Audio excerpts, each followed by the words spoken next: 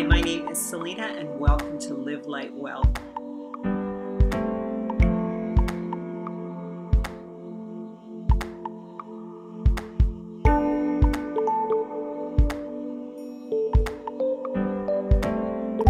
Living food, so amazing. Eat life.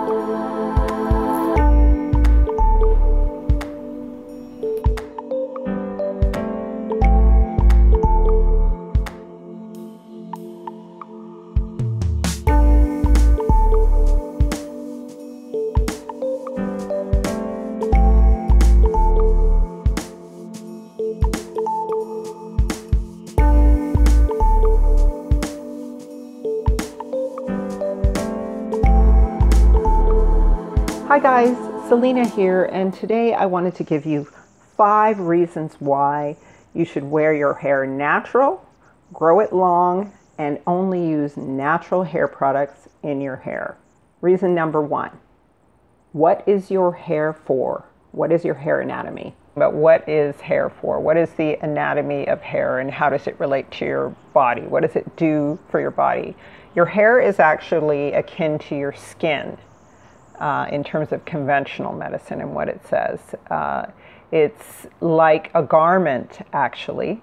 And so hair is said to be connected to the nervous system. Hair is all over your body. The only places where it isn't is on the soles of your feet and your hands, which are actually things that you wash to just purify your body quickly. So hair, and of course nose hair adds moisture to the nose, and then we have hair on, a lot of hair on the sacred parts of our body, protecting our lymphatic system under our arms, and of course protecting our reproductive organs. So hair is called keratinized cells. In other words, just like the skin, they are basically cells upon cells upon cells. And so the hair has 3 layers to it. So there's well, first of all, there's the hair shaft, the hair root, and then the medulla is the innermost layer of the hair. And then you have the cuticle of the hair. And hair is said to be really, really strong. Apparently what they did was they took a strand of hair and they rolled over the strand of hair. Now, it must not have been a black hair because they rolled over this, because it would have rolled away or twisted up. But they rolled over the strand of hair with a steamroller, and the hair left an imprint in the steamroller, and the hair was fine. So hair is very strong. Hair can grow up to 6 years if left alone, and hair goes through cycles of growth where it kind of stops growing for a month to 2 months and then starts growing again. Yeah, and then there are various other properties to hair that I'm not going to get too much into detail about. But so that's reason number 1. It's an important part of your anatomy. Your hair is an important protective part of your anatomy. Reason number 2, there are only 3 animals on the planet that actually have a head of hair or mane of hair. Human beings are one of the few creatures on Earth that actually have hair on their heads. Now, of course, animals have hair all over them, but to have a separate head of hair, separate from the rest of the hair on the body, or a different length, or that grows all on its own, is one of the things that's quite unique to human beings. There are only 3 other animals that have hair that grows on their head specifically. And it's interesting because, well, one of them is the orangutan. Now, I don't know about the sacredness of orangutan, except for they are one of the most powerful animals in the world. But the other 2 animals who have hair that grows out of their heads are 2 sacred creatures. One of them is the lion, and the lion is a holy creature, a symbol of God, a symbol of Africa, a symbol of all of the holy religions. That includes Judaism or the Israelite faith, the Torah and the prophets. That the lion is also a symbol of Christianity, Christendom, and I believe it's somewhat connected to the faith of Ishmael, to the Muslim faith, but don't quote me on that last one, but it's definitely the Judeo-Christian symbol. And so the lion has a mane of hair, which is interesting. And the other third creature that has hair on it, on its head that grows, is the horse. And the horse is a creature of burden. It's also a creature of war. And it's also a creature of grace and beauty. So we have all of these horses that are put in horse races, and they're put on display just for their beauty. They're used in war, and then they've been used to aid human beings in farming and so on. So, but the most interesting thing about the horse as a noble creature is that the horse is a symbol of the apocalypse. A horse is a symbol of the coming heaven.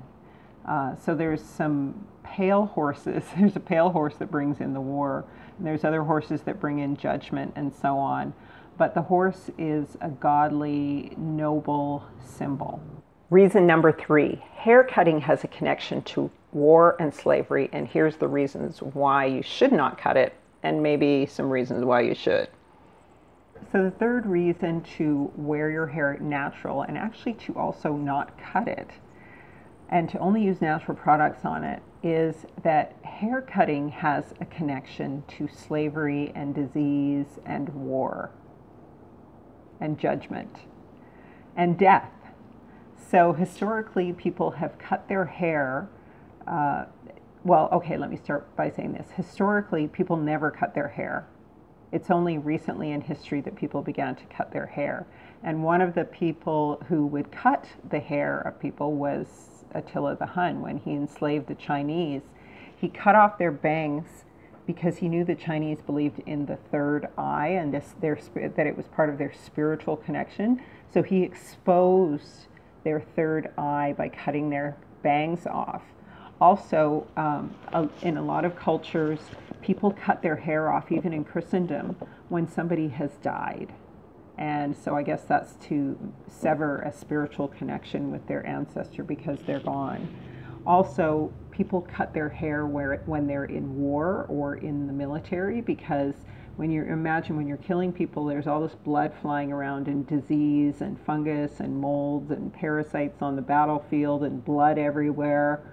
And lice. So to prevent disease, the soldiers, Roman soldiers and soldiers today cut their hair. Also, people put in prison cut their hair. They're forced to have their hair cut and shaved off. It's a symbol of slavery, a symbol of submission. And nowadays, black men generally have their hair shaved very short, especially in the 90s and 2000s. And they were compelled to cut their hair short. Now they're growing it much longer, growing their beards longer. But the other people who used to cut their hair were the Egyptians. They would remove all of the hair from their body, all of the hair from their heads, and they thought that anybody with hair was sort of substandard, weaker and less than human. But in fact, little did they know that their spiritual connection to God was actually being cut off. And it's ironic, it's kind of interesting, and a lot of people may disagree with me on this, but the symbol of the Egyptians for their god was actually the serpent, the snake, who had dominion over them and was sitting over them. The giant cobra had the symbol of power over their head, over their brains. And as I've said before, the dead snakes, dead tapeworms, these kinds of things were often found in the mummies of the Egyptians, and they often worshipped the snake. And the only time when you see them with the hair, it's actually wigs that they wore to protect their head when they were in the sun. The rest of the time, all of their body was shaved. So it's kind of Interesting that their perspective would be the opposite of most other religions regarding hair, especially the Judeo-Christian model. Reason number 4. Here are some of the spiritual reasons why you should not cut your hair and maybe you should keep it long. Biblically, the Nazarites, like the biggest example of a Nazarite was Samson, of Samson and Delilah. And in the Bible, there are a lot of people who dedicated themselves to being Nazarites. Or your parent could dedicate you as a Nazarite, and you could have no wine, nothing from the grape or tomatoes or anything like that. And for a season, you would dedicate your life to God, and you would grow your hair out as a kind of sacrifice. For Samson, his hair was a symbol of his strength, and when it was cut off, he had 7 locks. Now, you've got to remember, 7 locks means 7 dreadlocks. There's not a person in this world with straight hair who has 7 dreadlocks, naturally occurring.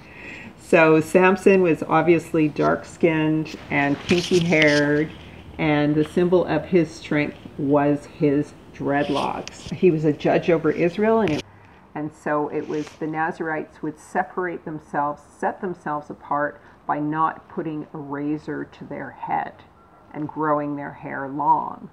So this was how Samson maintained his strength, but a spiritual connection with God. And of course, the Rastafarians today follow that Nazarite rule. That's how they're able to grow their hair extremely long. Hair has a strong connection to your sense of self-protection. Now, among the First Nations who were recruited into the military during World War II, a lot of them, they shaved their hair off, and the older First Nations people, Aboriginal people said, don't cut my hair, it'll affect my intuition and my sense of protection. But of course the government didn't listen to them because they were going based on conventional science. And so they noticed that when they tested them, they didn't function as well as previously, and then they went ahead and did a test where they would compare somebody who had short hair to somebody with longer hair. A couple of the tests were, they would have them sleeping out in the wilderness, and then somebody would come by to attack them. If their hair was long, they would be able to sense well before, even a day before their attacker came, and they would be able to move on. Whereas if their hair was short, they would only sense them coming perhaps when they were right upon them and about to attack them. And so that was the difference between long hair and short hair. If their hair was longer, their intuition, their sense of self-protection was stronger. The Aboriginal soldiers were said that they could no longer access their 6th sense. They could no longer read subtle signs or access an extrasensory information. So that's one of the things that growing your hair long does for you. It enables you to be more intuitive and to actually have a stronger connection to God, because the hair actually has a relationship to your pineal gland. And so if you know anything about your pineal gland has something to do with your connection to God. Now, it's very small, and it's at the center of the brain, at the base of the medulla, and it has carbon in it, and it can be calcified by chemicals, by alcohol, by hairsprays, and things like that. So your senses can actually be dulled and calcified. Your connection to your intuition, your connection to God or the divine spirit, the divine collective unconscious. Yogis who even believe that cutting your hair caused you to lose your perception abilities. The yogis believe that your hair is part of your spiritual being, your spiritual body. So, and the yogis would coil their hair on the top of their head, which a lot of the Rastas do, and some of the Chinese do, because then it becomes a conductor for energy and spirals the energy. The hair is actually a conductor for, just like if we were a tree, for solar energy. It actually holds sun energy or solar energy in the body. That's what I was talking about before, how the yogis would spiral their hair, or the Rastafarians, on top of their head in order to conduct that energy into their head. And for me, I find more and more, I rarely wear my hair out. I'm always piling it on top of my head in a head wrap, because that way my hair is going straight up, And it just creates a better sort of energy feeling. And then my hair is covered, it's clean. And then when I take it out, the curls and stuff can just be really, really lovely. Our hair helps us to get rooted and grounded and connected to the earth, especially the longer that it grows. Among Caucasians, the vril witches who are in contact with demons or what other people would call alien spirits or fourth dimensional beings, or fallen angels, would grow their hair extremely long, so they would have this spiritual connection with other forces. So they were into New Age spirituality. Maria Orsich, one of the Nazi Party spiritual channelers, helped them because they were coming from this New Age point of view. So I just wanted to also talk about some of the reasons why, religious reasons why women's hair is considered to be their glory. And so in looking at the Bible, and I suppose then we would be looking at Hebrew Israelite faith or at Christianity or the Muslim faith, are all referring to the Bible. And so the Bible talks about how the woman's hair is her glory and how the man is the exact representation of God, and his hair is his glory also. And the woman is the glory of the man.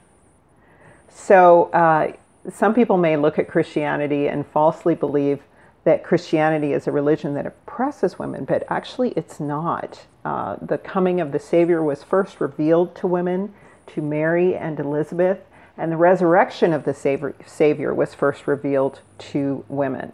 So there is a special place in the Bible for women, an exalted place, where they're actually equal to men. So the hair of a woman is her glory, and it says in some parts of the Bible it talks about, for those who believe that the head should be covered, the head should be covered because of the angels. And I think that it refers to somewhat to the fallen angels.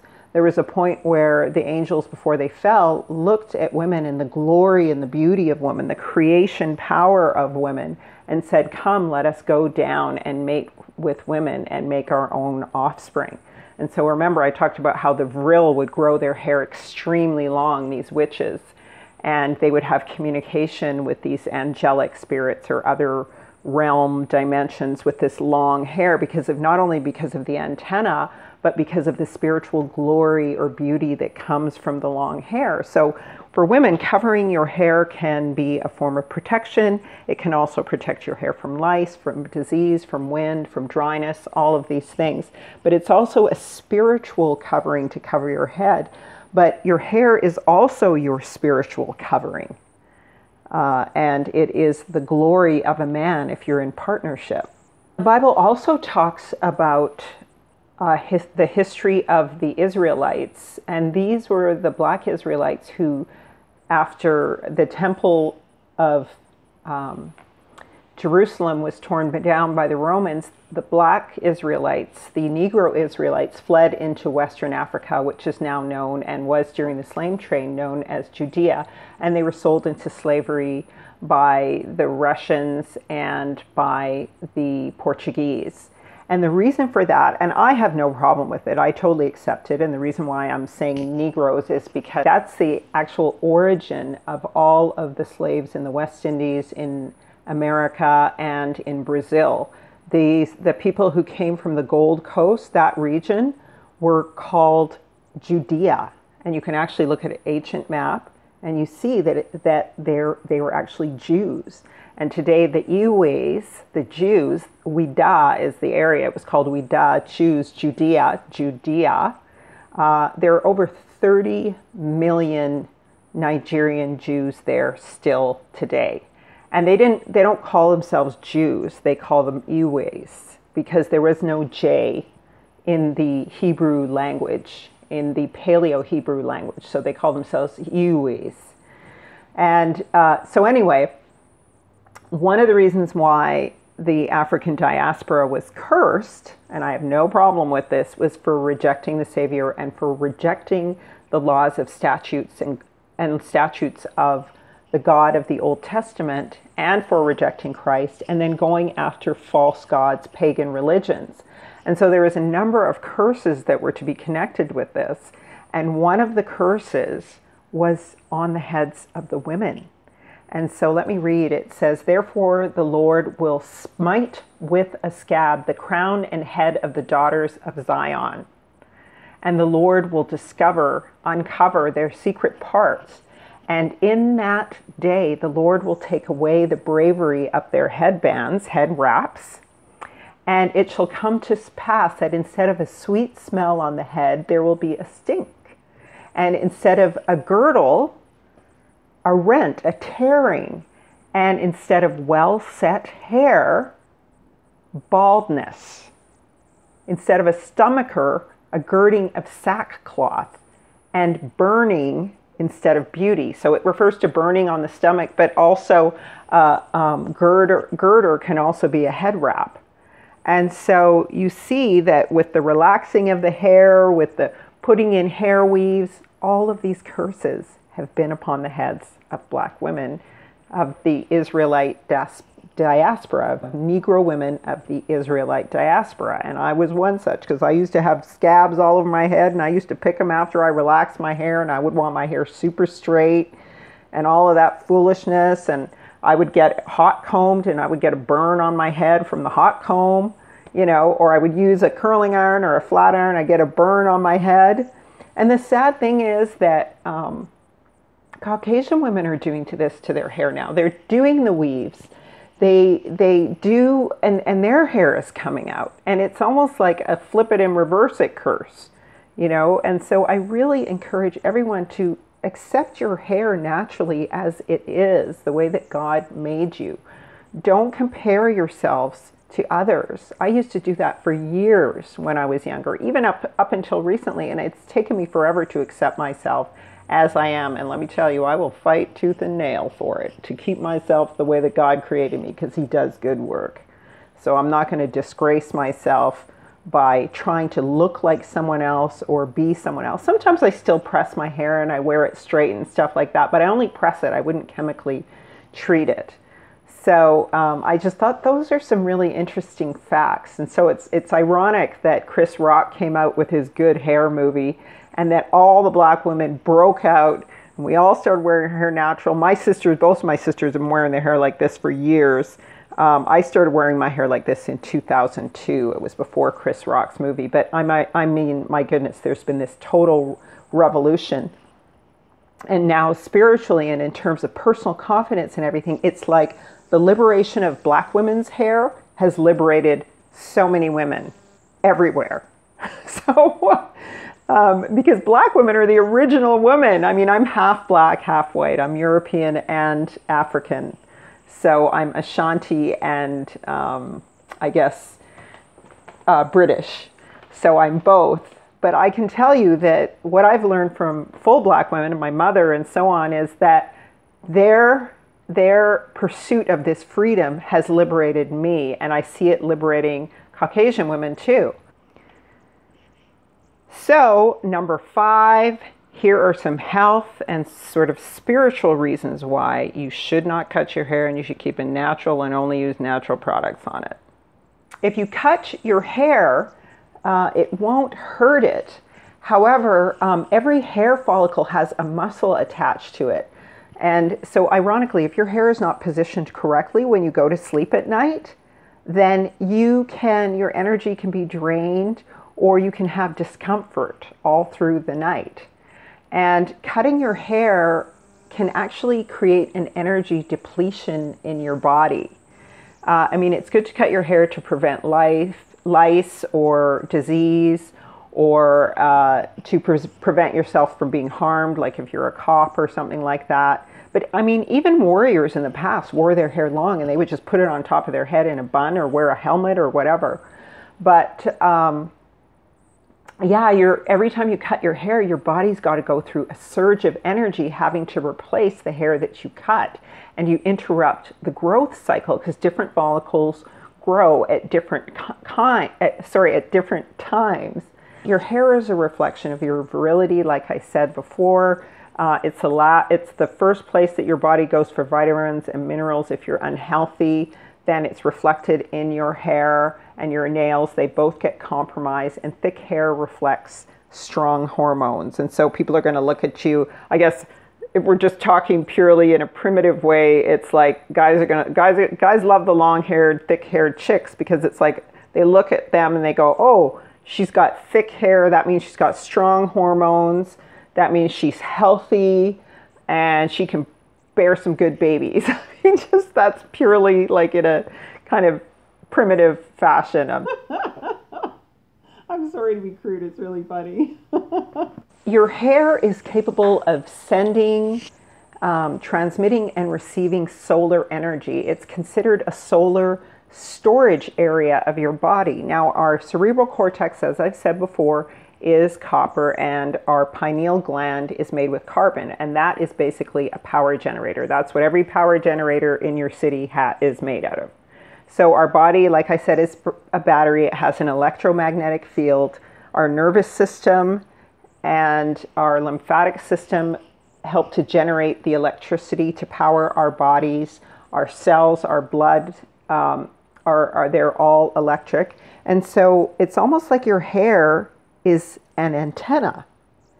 And it's almost like our hair is, if you look at a tree, like a woman's hair can actually look like a tree. Like whether it's a long weeping willow or a tree, African tree that reaches high up in the sky, like what are they called, a Bodhi tree? Women look like a tree, or we as human beings are sort of like a tree. And it's ironic too, because the placenta, when it comes out of a woman, also looks like a tree. And so that's why we have this idea of the tree of life. And trees are actually conductors of electricity and energy.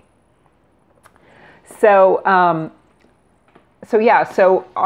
pineal gland helps us to generate serotonin, helps us to generate melatonin, which helps us to sleep and rest. And our pineal gland helps us to connect with God. It's like our inner eye of God. It's like how God knows what's going on in our heart, soul, and spirit. And it's also how we naturally can just connect to God by crying out to God, speaking to Him. We don't need to do anything to enhance that, but we can damage that by putting chemicals on our head, like parabens, sulfates, alcohol. All of those things can calcify the pineal gland and disrupt that reception, that energy in our bodies, and that doorway to the heavens, to the spiritual. And so that's why it's so important to put natural things on your head. Anything that you would put in your mouth, you can put on your head. Anything you wouldn't put in your mouth, like alcohol, and I don't mean wine, I mean like chemical alcohol, parabens, sulfates, all of those kinds of things you should never put in your body. They'll make you sick. So you certainly shouldn't be putting them on your head. Now, natural oils are the best products because they actually strengthen the hair follicle, and all cultures historically have put oil on their heads. All throughout the Old Testament, New Testament, there's oil on your head if you're fasting, oil on your head for this, oil on your head for that. All of the hair treatments, the best shampoos are made from oil. Soap was originally made from ashes. Even Caucasian people in the northern regions would put powder, really clay, in their hair. And clay is extremely clean. It's antifungal. If it's a mineral-based clay or volcanic-based clay, it's going to clean out any fungus, any parasites, any pathogens. And it's actually a form of ash, any kind of volcanic clays. And just like how soap originally was, soap is originally made from fat, and that becomes ash. And so a lot of ashes that are coming from volcanoes are also mineral-based. And so then they're going to be good for your hair, good for your scalp, good for your pineal gland. So whether you're Caucasian, whether you have straight hair, long hair, oils and clays, those kinds of things are great for your hair. And they're good for your pineal gland too. They're good for detoxifying the body. They have electrical impact or influence on the body. So those are the best things to put on your scalp. And then heavy metals are terrible for our hair. So if you're using aerosols, sprays, or something that's deoxygenating, or something that has foreign metals in it, then that's going to affect your pineal gland as well. I noticed when I was young that there were many Caucasian women, older women, who grew their hair really, really long and straight, and it looked so silky and beautiful. And they seem to have so much wisdom, and we don't see that so much anymore. Some women are going back to gray because young women have made it fashionable. But the long hair, all of that sort of thing is sort of gone out of fashion, and it would be nice to see that again. You're seeing more and more Black women who are growing their hair out. And growing it long. So you will see older Black women with their hair long dreadlocks, long natural hair, beautiful grays. I just wanted to say in conclusion that the natural hair revolution has been part of a spiritual awakening for all women, because with Black women and us wearing our hair natural, it's like we're spiritually more connected to God, to one another. I showed this picture, I posted this picture of just three, a mother and a daughter and another girl doing their hair and somebody doing their doll's hair. It just shows you the energetic spiritual connection between the generations and between women when we do each other's hair. That is something that's more intimate and tribal, something that would happen probably before there were hair salons and hairstylists and all of that kind of thing, as a way of bonding. But I think now that Black women are wearing our hair natural more and more, there's a spiritual reawakening. And I think it affects all women, especially though it really has affected Black women and Black men. And I'm finding more and more Black men get really angry when Black women straighten or relax their hair. There's like, if you go online, you'll see like a lot of guys like, stop straightening your hair, stop. Whereas in the past it was like, you need to get your hair done and your nails did, and you need to have a straight weave or relaxed hair, or it would be like white women are more beautiful because their hair is long and straight, because that was all media, lies from the media, because all women are beautiful. God has made each one of us beautiful, like all the flowers, the lilies of the field, and all the various flowers and trees on the planet. So I know I'm sounding super spiritual, but anyway, so yeah. Once again, thank you for watching, and remember, don't put anything on your head that you would not put in your mouth, and try to keep your hair long because it keeps you more connected. Bless, eat well, eat life, and fast sometimes too.